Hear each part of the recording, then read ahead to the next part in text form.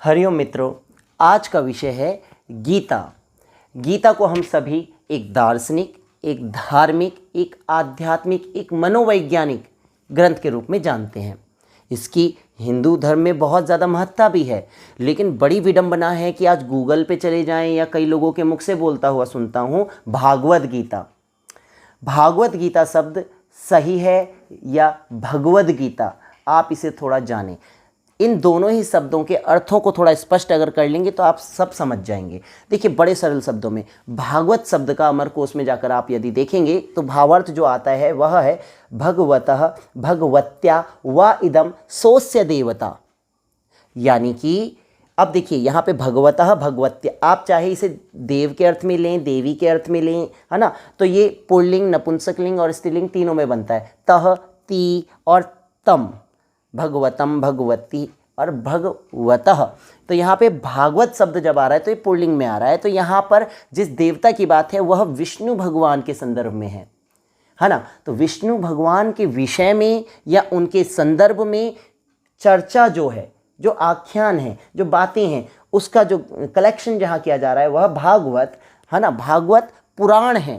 पुराण शब्द का क्या अर्थ है? तो पूरा आख्यम, मतलब पूर्व की कथाएं, पूर्व की, प्राचीन की, भूतकाल की जो बातें हैं, अतीत की घटनाएं, या आप कह लीजिए पौराणिक कथा या पौराणिक इतिहास। इतिहास शब्द का भी वही अर्थ है, इतिहास, ऐसा हुआ तो इतिहास। अब विष्णु से संदर्भित, विष्णु भगवान के संदर्भ में जितनी भी चर्चा, प्रसंग और उनकी घटनाएं हैं वो सारी जिसमें बताई जा रही हैं वह तो हुआ भागवत पुराण। पुराण कितने हैं, एक बार इनकी संख्याओं पे थोड़ा सा नज़र डालें। 18 पुराण हैं जिन्हें व्यास जी रचित माने जाते हैं, और इनके नाम बड़ा एक शॉर्टकट सब स्क्रीन पे एक हम श्लोक दे रहे हैं, उसको देखिए। मद्वयम, भद्वयम, व्रत्रयम व चतुष्टयम, मतलब 2 म यानी मार्कंडेय पुराण और मत्स्य पुराण, 2 भ यानी भागवत पुराण और भविष्य पुराण, व्रत्रयम 3 ब्र यानी ब्रह्म पुराण, ब्रह्म वैवर्त पुराण और ब्रह्मांड पुराण। इसके बाद आ रहा है चतुष्टयम, व चतुष्टयम 4 व, कौन से हैं वो 4 व? वायु पुराण, वाराह पुराण, वामन पुराण और विष्णु पुराण। इसके बाद हम आ रहे हैं दूसरी लाइन पे, अना पद्मलिंग कुस्कानी पुराणानी प्रचक्षते, यानी अ यानी अग्नि पुराण, न यानी नारद पुराण, प यानी पद्म पुराण, ली यानी लिंग पुराण, ग यानी गरुड़ पुराण, कु यानी कूर्म पुराण, इस यानी कि स्कंद पुराण। तो इस प्रकार 18 पुराणों का एक छोटे से सूत्र में आप आराम से इसे याद कर सकते हैं।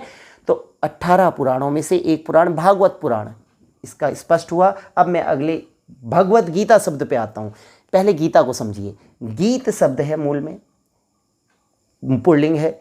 गई शब्द में अक्ता प्रत्यय होने से गीत बनता है, जिसका अर्थ हुआ गाया हुआ, अलापा हुआ। लेकिन जब इसी को इन्होंने किस में कर दिया?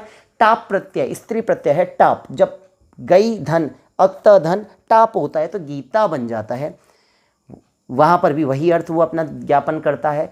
अब कह रहे हैं भगवद, यानी भगवान द्वारा कही हुई, स्वयं। वद, वदति, वदतः, वदन्ति, वदसि, वदतः, वदत, वदामि, वदावह, वदामः। तो यहाँ पे भगवान के मुख से स्वयं जो कही हुई है। श्रीधर स्वामी जी कहते हैं, गीता सुगीता कर्तव्या किम अन्य ही शास्त्र विस्तर ही, या स्वयं पद्मनाभस्य मुख पद्माद्विनि श्रिता। वो गीता जो सुगीता स्वयं भगवान के मुख से, मुख मतलब कि उस पद्मनाभ के मुख से आई है, उस विष्णु के मुख से निकली है, उसको पढ़ने के बाद किसी अन्य शास्त्र को पढ़ने की क्या आवश्यकता है? तो यानी कि अपने आप में पूर्ण वेद सार कह लीजिए, या इसे आप उपनिषद सार कह लीजिए, आता है ना। सर्वोपनिषदोगा, वो सभी उपनिषद क्या हैं? गाय हैं। दोग्धा गोपाल नंदन, और उन गायों को दोहने वाला कौन है? गोपाल नंदन भगवान श्री कृष्ण, है ना। और जो उसका दूध को पीने वाला वत्स सुधीर भोक्ता कौन है? वह पार्थ अर्जुन। तो और वो दूध क्या है? वो जो दूध निकल रहा है सब उपनिषदों से, जिसे वह पी रहा है, वह है गीता।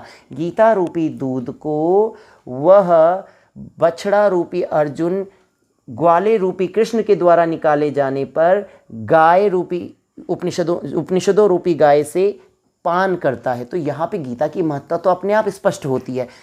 That's why Bhagavad Gita. तो आप ध्यान रखें, भगवद गीता और भागवत पुराण दोनों अलग हैं।